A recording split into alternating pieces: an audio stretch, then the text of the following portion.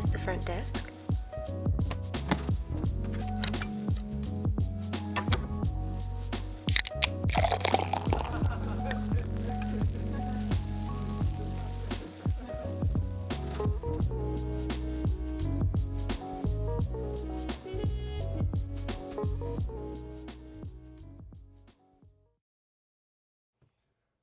Good morning and welcome to episode 37 of the Crackin' Backs podcast with your hosts, Dr. Terry Wyman and Dr. Spencer Barron. How you guys doing today? Very good. How are you, Lance?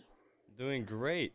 So joining us today is Dr. Michael Bagnell. Dr. Bagnell here has been in clinical practice for 32 years, with his focus being on brain health restoration and clinical neuroscience.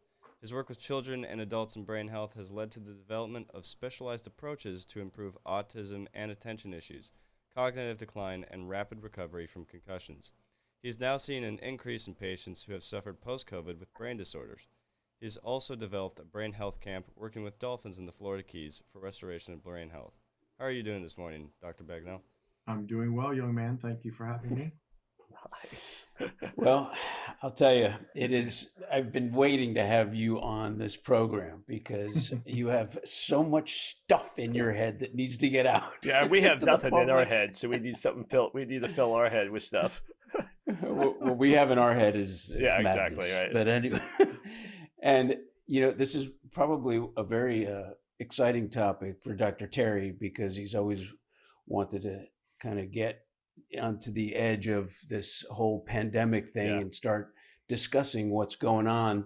And I think that Dr. Bagnell is perfect for this because he can talk about certain things that neurochemically, neurophysiologically that are going on in the brain that are results to the pandemic and, people sequestering themselves and, all the mental health issues going on. So, Mike, if you got something right out of the starting blocks to talk about, aside from the fact that we've been close friends, if not best friends, for many, many, many, many, many, many years. So, absolutely. Start with this interest in neurology first, and then this functional neurology. Yeah, the interest in neurology. I mean, I'm a chiropractor, like you two gentlemen, and this became a love of mine. Is an internally driven healing system that the body has. Innately born into it.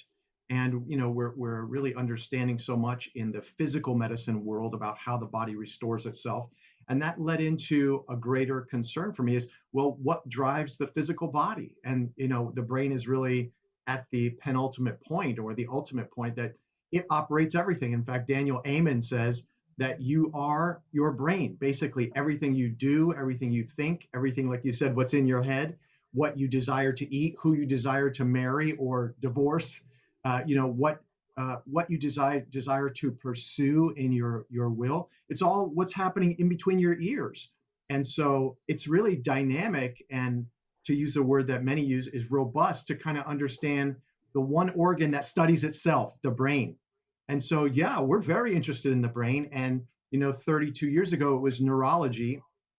Now it's clinical neuroscience. So it's exciting. It's changing almost every day. And the reason it's changing is because there's new techniques for us to understand the inner workings and electrical activity of the brain and the way the eyes work and how they affect the brain, and the neuropsychology of the brain and how thought processes, where they emanate from. And so all these things are being updated continually in the science. So it's an ever-changing, ever-evolving field of understanding our brain. Have you noticed with this pandemic? I mean, we talked a little off camera. I mean, the brain is just when you put people in sequester them and all that kind of stuff. We've seen mental health just change so dramatically. I mean, what a hot topic right now. I think this 2020 and 21 have been the most amazing social experiment we've ever experienced in my lifetime, and. So from 30 years of analyzing the brain, what have you seen this last 2 years that's either blown you away, reinforced what you already know? What have you seen? So we work in conjunction with mental health people in the mental health field, whether they're licensed mental health, psychologists, psychiatrists, social workers. And what we have found is that I've had a greater uptick of people presenting to our office with anxiety and OCD than I've had in the past 30 years and the last 2 years. Unbelievable. More people have called us coming in for care related to those conditions. And I have a good friend in mental health, and he said, Mike, people that were teetering, and we were talking about substances. So if you were teetering with alcoholism, they're not teetering anymore. If they were teetering and they were able to kind of manage their OCD, many of them are not managing it anymore. Same thing with anxiety and so on and so forth. And then another mental health colleague of mine said that it's been quoted unofficially that although the pandemic will end and there won't be as much of this fervor going on with everything, and people will have a certain level of immunity in the herd, if you will, but the mental health effects will last 5 to 10 years. Oh my, crazy. 5 to 10 years of this intensified problem. And what everyone's really underneath is a umbrella of post-traumatic stress disorder. Yeah. Because there's several factors that really lend itself to that. Number one, it's something you can't control, right? This was something we couldn't control. Number two, the fear of death of yourself or a loved one, an immediate family member. Well, a lot of people had that in the beginning, and many people suffered through it. They have lost people. And three, you don't know when it's going to end. So, I mean, that completely quantifies the pandemic experience psychologically.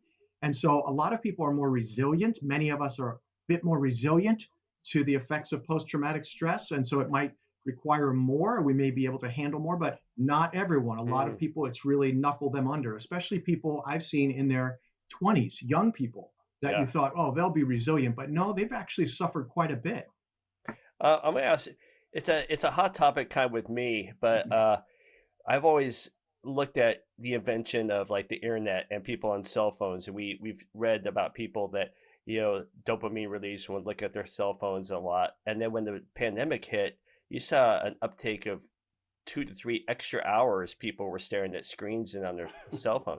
Do you see that as a contributor, or do you see what you just talked about more, and the cell phone is just a byproduct that people like to dump on?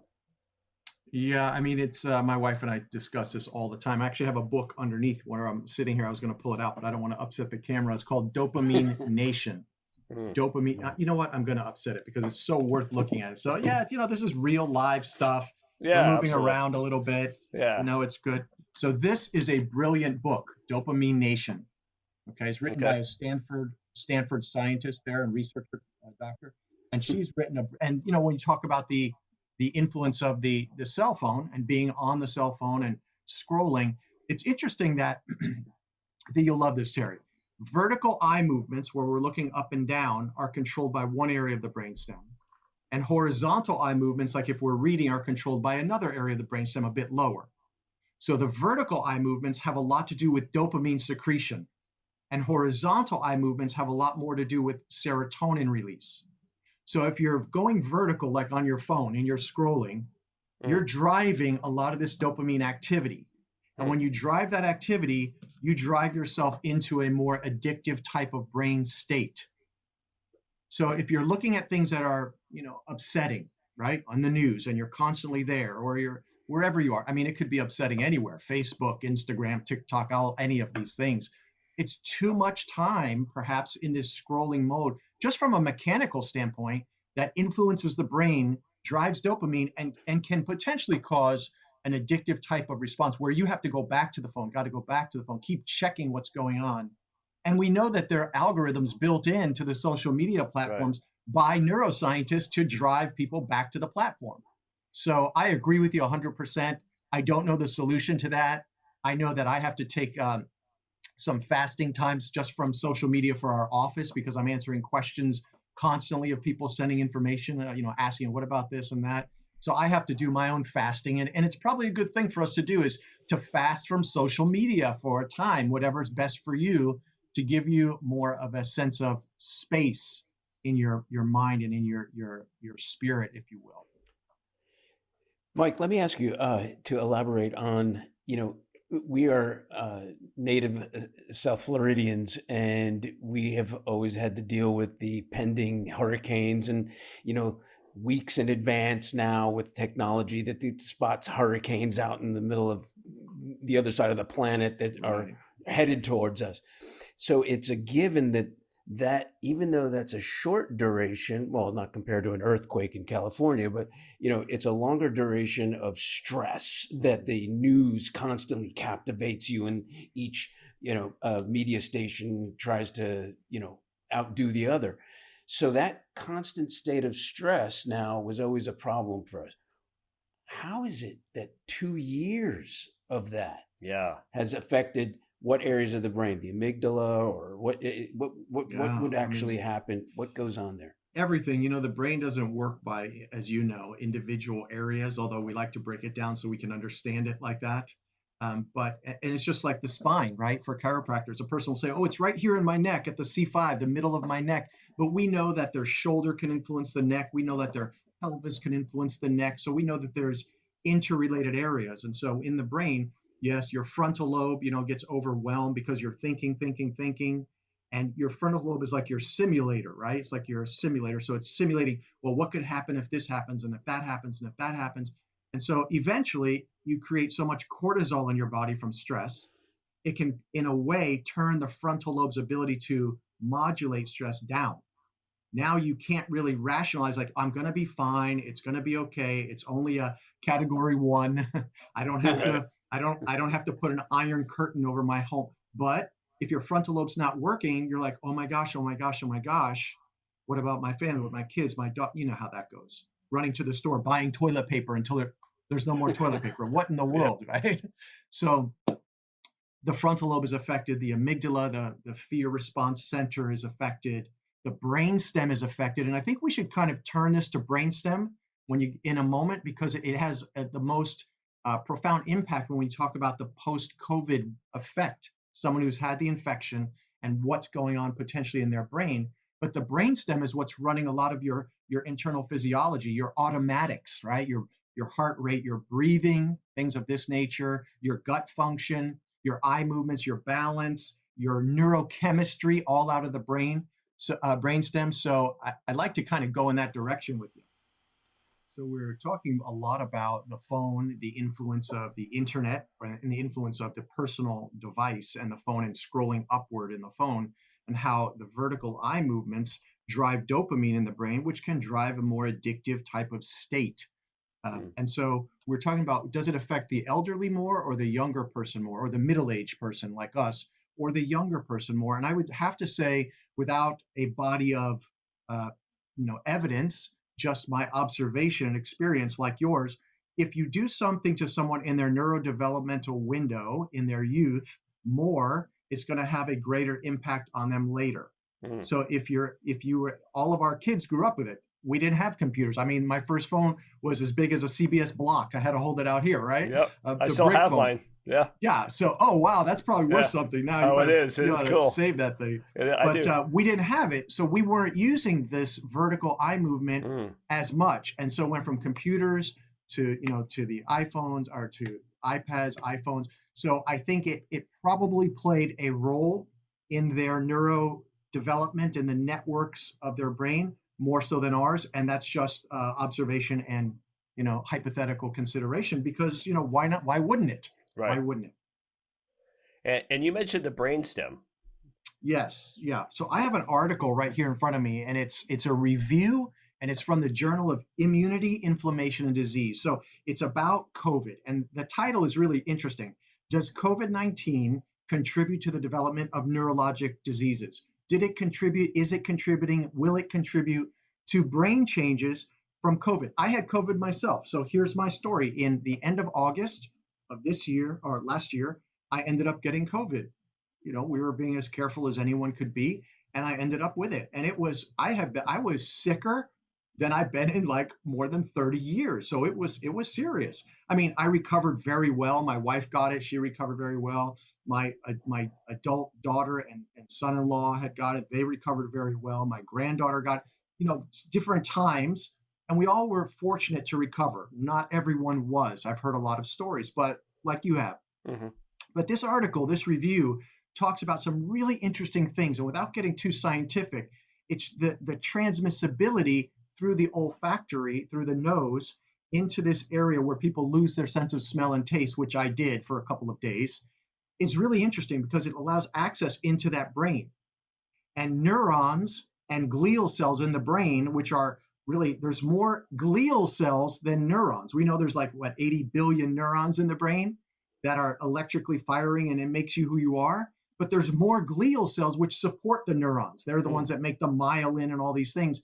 And they have certain receptors on them for that viral attachment. That's a big deal. That is a big So deal. they say in this thing that, there's likely immune-mediated demyelinating diseases that are coming from this. There are cerebrovascular damage, so vessel damage in the brain, neurodegeneration, and depression, right in this review. So we know that this is a big problem. So when it goes in, it also has a propensity for the brainstem. That's what we were talking about. The brainstem, just to kind of flip back, is what controls eye movements, vertical and horizontal, but it also can have influences from this post-COVID infection.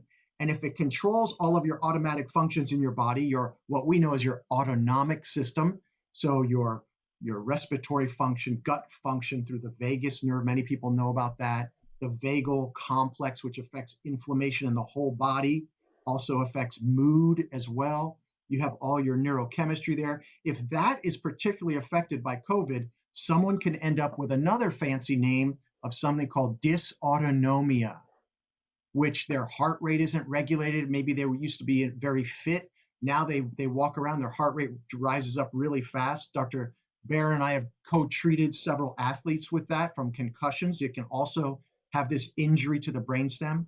But now you're going to have hundreds of thousands of people who've not necessarily had concussions, but also have brainstem effects post-COVID, potentially. Not everyone, but a lot more than would have if they didn't have COVID. So different now. And I was also thinking, the brain is very much potentially changed from vaccines, from RNA vaccines. We don't know how those are going to affect the physiology of the human being, right? So we have a lot of things that are targeting the brain in a sense.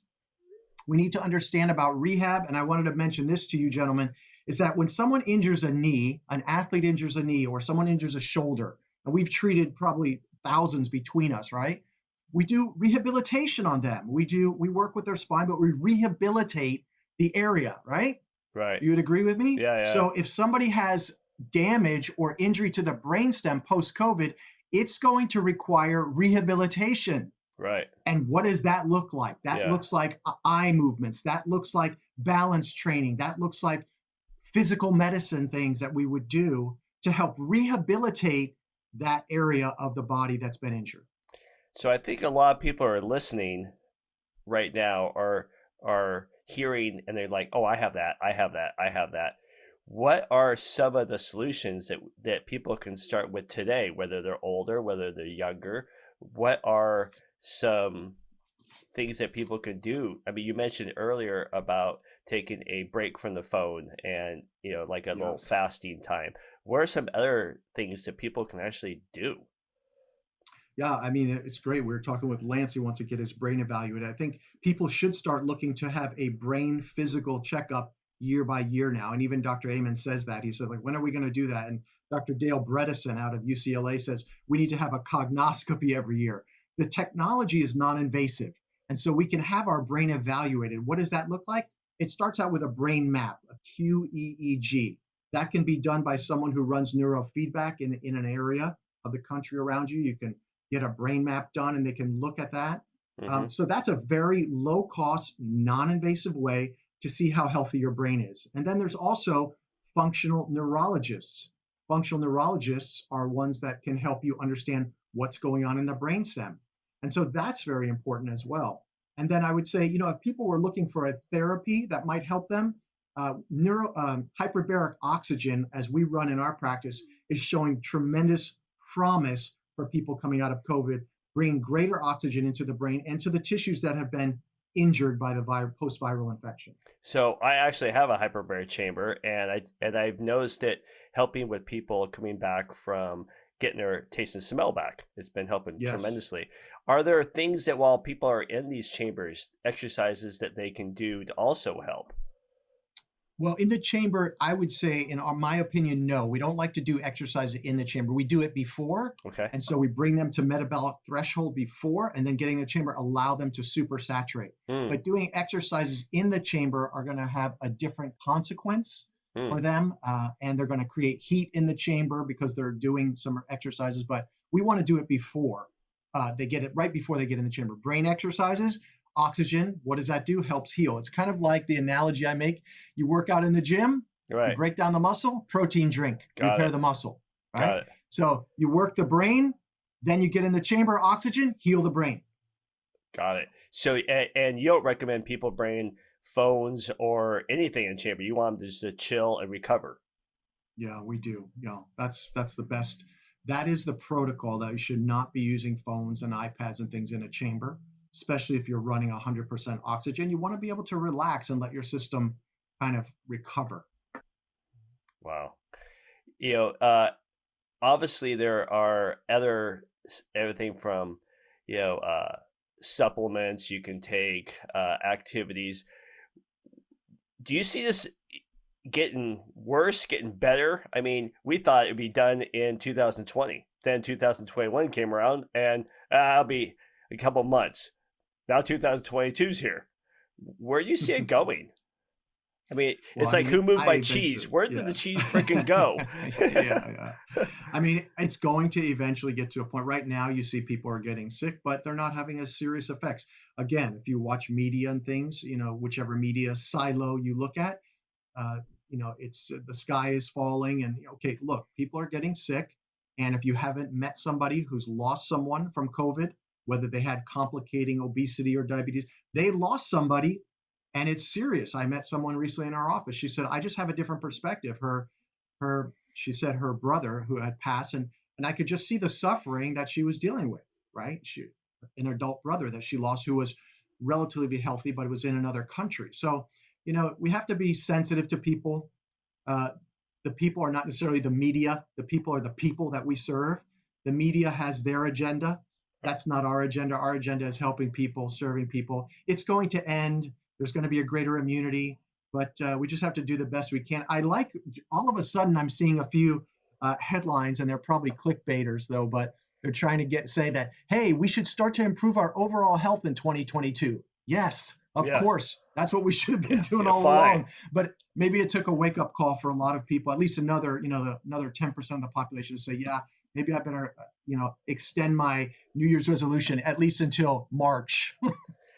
And yes, and the thing, being on the West Coast, I'm in California, and you're in Florida, which is night and day difference on Yes. thought process as well. And I've talked to Spencer about this, and he'll ask me a question. I go, you have to understand, in my area, it's literally 8 miles away. Show me your papers. I mean, Yeah. and so now you've got this other pressure on you that people are trying to navigate and trying to figure out. And Yeah. you got these young people that are, oh my God, and then it's so hard when the rules change county to county, state to state, country to country. It's like, Yeah. yes, you can say science is constantly growing, but as science grows, people are jumping on this board and go, well, and the rules change. And so that gets confusing. And then people want to watch more. And then you get people going, oh, this is bullshit. And then on the other side, you go, oh my God, this is the world catastrophe. So, it's so hard to navigate. And from a brain Very standpoint, hard. my God. Yeah. Yeah, very difficult. I agree with you. So, I mean, I just kind of stay in my wheelhouse. I don't throw my 2 cents or my hat in the ring because, what it, now some people don't, they say, no, you have to take a stand. I say, okay, I will. My stand is actually, I have a different stand as a Christian person. Yeah. I have a different view. It is what it is. I had it. It's real. I got sick. I was sicker than I've ever been. But moving forward, it's not my focus every day. It's No. not my focus every day. So your So focus is it's helping brain. people. So your focus is brain health, and that's Yeah. why we're so excited to have you here.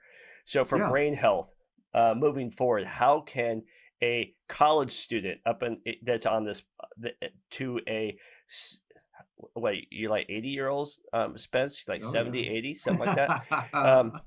Somebody, that's going from a college to a geriatric. What can we move to move forward and stay in their wheelhouse to help these people and forget this crap, but focus on what really matters, and that's what we're good at, and that's health. Yeah, well, in terms of the brain, right, we'll focus on that. If you Yep. spend too much time focusing outwardly on the world and the media, that's going to probably be to your deficit. So simply put, number one. Number two, movement and exercises has more research about improving brain function, helping brain function than any other therapeutic intervention, more than nutrition, more than clinical neuroscience. People need to move, get some type of movement-based exercise. And so that really helps to discharge things from the body in terms of stress, but it also helps to activate areas of the brain. So, personally, what did I do this morning? I did yoga here in my home. I also worked out with some weight resistance in my gym, in my garage, and I went over to the park and I ran a little bit. So I balance it with variable things that give me different inputs and different strategies. I like to be outside when I run at the park. I look expansively. I'm not focused converging on my phone all day long, because that convergence of your eyes for a long period of time can create a bit more stress on the brain. So exercise is crucially important. Backing off of social media and news media and those types of things, and social Yeah. networks, giving yourself a break from that. So those two things are vital. And I would say the third thing is figure out this year, in the new year, how you're going to get your brain analyzed. Is it going to be with a brain map? Is it going to be, as Lance mentioned, a SPECT scan? Now that's a little bit more invasive. That's what Dr. Amen runs. So that's involving a radioactive nucleotide you inject, but it's a good analysis, but it's also, many people can't afford that. So there's different ways to analyze the brain. A brain map is great. A person in functional neurology is great. Analyze the brain and find out where you are so you can then set your path forward and your plan. Mm. Well, obviously, where would you find these brain mapping? If somebody were listening and they're in Ohio or something like that, how do you find somebody that does a brain map? They probably would want to go in a way to the BCIA, Biofeedback Institute of America, bcia.org, it probably is, and then look for somebody in their area. They can put in zip codes. So that's one way. They can find somebody who does neurofeedback, biofeedback, and brain mapping. Mm.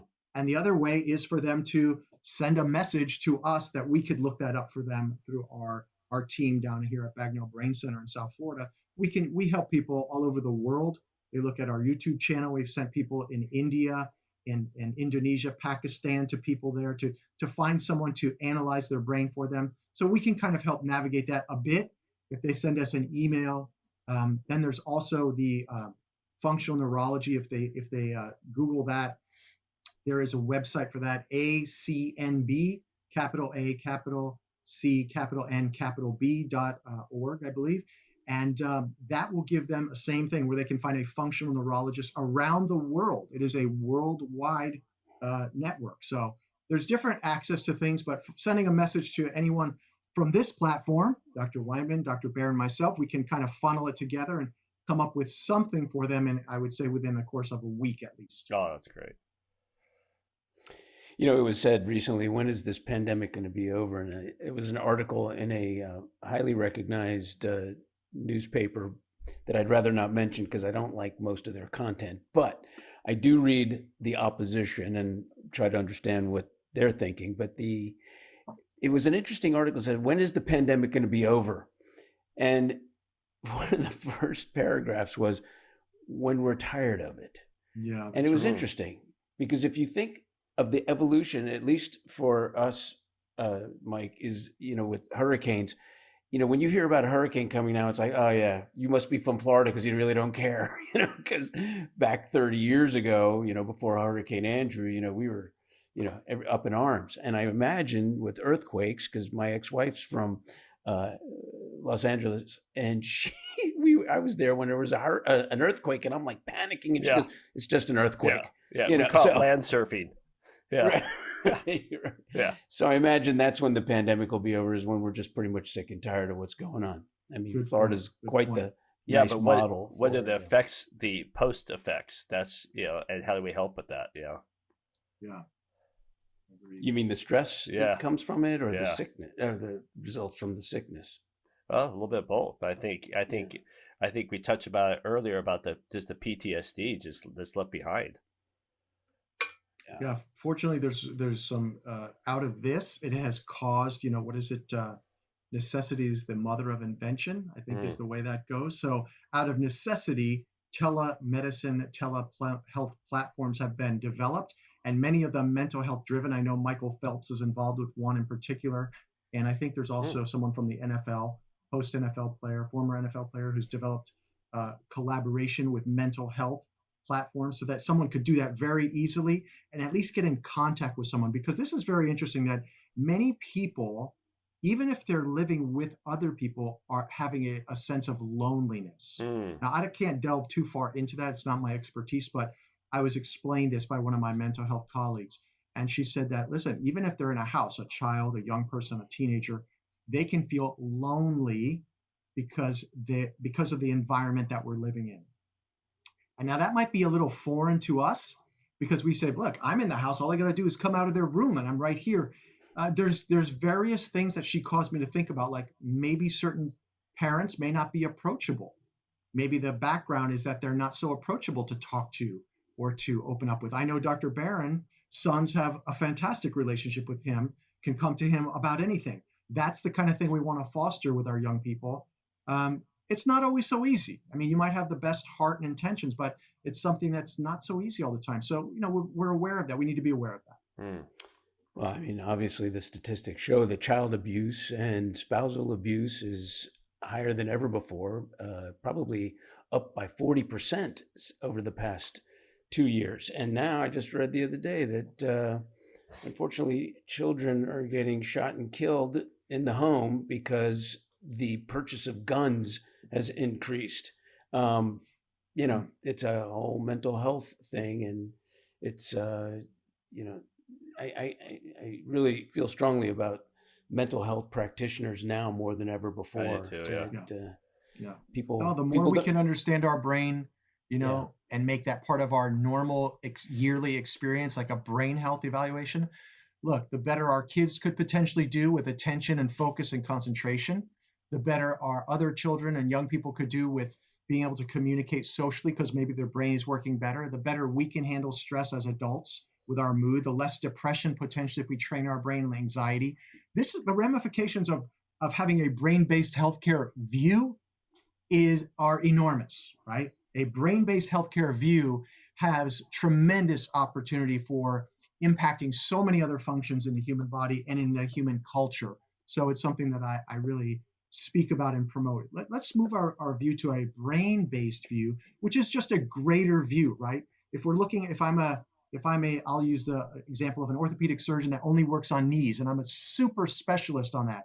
I might be the best in the world, but if I'm looking through a pinhole at a knee and I'm not considering the rest of the human being, there's more to it than my pinhole. And any of us can fall into that, and we do. Yeah. Right? So anyway, enough said. Mike, could you just please share with Dr. Terry and Lance and the listening audience that incredible program you developed out in the Keys? Yes, I got just a couple minutes here before I have to run, but I'd love to share with you. So we developed a dolphin brain experience. So we're close to the Florida Keys in South Florida, and I have colleagues down there in another area of work, and they said, could you do brain training with your patients with our dolphins? And after about 6 months of going down back and forth, we developed some exercise protocols in the water with their marine mammal specialists. So we bring people into South Florida for a week. Their brain is completely analyzed from many different aspects, from brain mapping to eye tracking to balance testing to neurocognitive. Then we design a program to improve their brain resilience or improve a function if they've had some dysfunction. And we use dolphin 2 days down at the dolphin camp, back and forth. In Miami, we train at our center, and then we go down to the Keys and we train with the dolphins in the water 2 sessions each day during the week. And those are profound experiences with the dolphins. And Wow. you say, well, what do you do with them? Particular movements in the water that influence the brain based on what we see the client presenting with. So it's a profound experience. Dr. Barron came down with me. We just had a little bit of enjoyment, and he went through some of the formality of some of the exercises in the water. I know it's just one of those things that just touches your heart, touches your being, but can change your brain. Wow. I might have to come down there. Yes, for It's sure. extraordinary because you're dealing with this enormous mammal that is so gentle and responds to certain actions that they're trained to do. So one, mental health, I mean, you want to talk about a dopamine response, but it's like times 100. And then Mike, explain the effects of being in water and what that does for the nervous system. Yeah, I mean, it's really remarkable. When you get in the water and you're floating in the water, we're out of our environment, right? Our environment is firm ground, and we're visually driven creatures, and we have a firm platform under our feet. When you get in the water, you don't have the firm platform under your feet, and we're still visually driven. But, even with a mask on, because you're not underwater the whole time, but, our sensory inputs are altered, and we're using more the vestibular system inside the inner ear. And that vestibular system is very powerfully linked to things like cognition, emotion, the brain stem, as we mentioned earlier. So when we take the vestibular system and we put it in an environment where it has to really react more than the visual and more than the body from the ground, it really upregulates so many other functions in the brain. So that's a simpler answer for a very complex system. But the vestibular system in the inner ear, when we're in the water, the dolphins are not visually driven. They're echolocation driven. So like a bat, right? Echolocation, that's their primary sensory input. Ours is vision. A dog is olfaction, is smell. That's their primary sensory input. So by shifting our primary sensory input to vestibular, we change the way the brain works. And we can input things through that window into the brain in a profound way. Do you find that's very effective for like PTSD and stuff like that? Yes, the way the course is designed, or the way the treatment is designed, is to understand where people are, whatever condition they may be bringing to the table, and then that type of activity can really help to down-regulate activity in the amygdala, like Dr. Barron mentioned before, and can help with PTSD dramatically. That's awesome. Wow. So just in an effort to start wrapping things up, but and provide some perspective for people. I mean, all my life, as well as Terry's and Dr. Bagnell's, we've been athletes and we have been coached. Yes. And for the most part, we're maybe we'll secure a practice management coach or something like that at some point in our practice careers. But when we look at these athletes that have like incredible skills, they have a coach. They have a coach that guides them. Yes. So what makes you, Lance, either you two doctors, any different, and what makes the general public any different? We're genius at something, but we need a coach. And I implore people to consider getting like a life coach or a mental health coach, because we're chiropractic is mental, chemical, physical, or mental, nutritional, physical. We may have our physical down and our nutrition, but we do need someone to give us a constant feedback of positive stuff in the midst of all this craziness. Right. Yeah, I mentioned that to young people this weekend, talking with them. I said, we need to have a companion. Yeah. If you're not married, a companion, someone that you can walk through this life with, a close friend, maybe one. I mean, you may have one. You'd be really pretty rich if you had one companion that you could walk through life with, especially as a male, to share intimate things, delicate, deep things. I mean, most young men, that's not part of the culture. So I appreciate you saying that, Doc. I think you and I, Spencer, have that very much, where we could basically say anything to anyone. I consider you one of my closest friends on the earth. So, out of the 7 billion, you're at the top, baby. But listen, I have to get running. Yeah. Yes. Thank you I'd love so to much. say I was getting in the water, but I have to get running.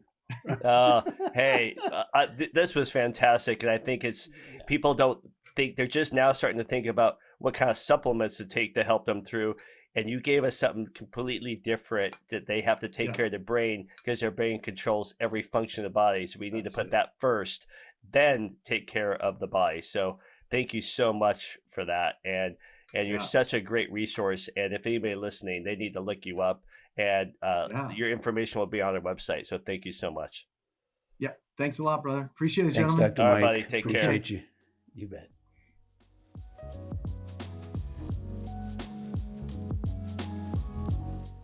Thanks for tuning in to today's episode. You can find announcements and more on our Instagram at the Crackin' Backs Podcast. Give us a follow and let us know what you think. We'd love to hear from you. Tune in every Monday and Wednesday for a new episode at 7 a.m. CST. See you next time.